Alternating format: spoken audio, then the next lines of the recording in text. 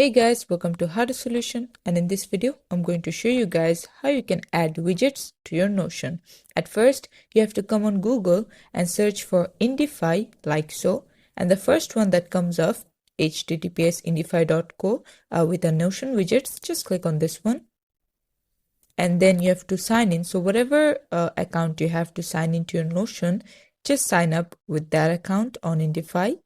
Once you're done, just seal this and then click on add new widget, or you could just go scroll down a bit, and you could see there are a lot of widgets available. So suppose we want a weather widget, so we'll just click on create widget and let's just title it to weather, and then we'll continue like so, and it's going to generate a widget for me. And there you go.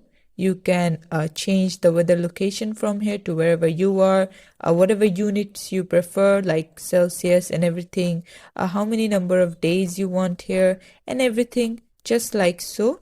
And it says copy link, then paste into Notion. So we're going to copy this link over here. It says copy to clipboard. Now we go here.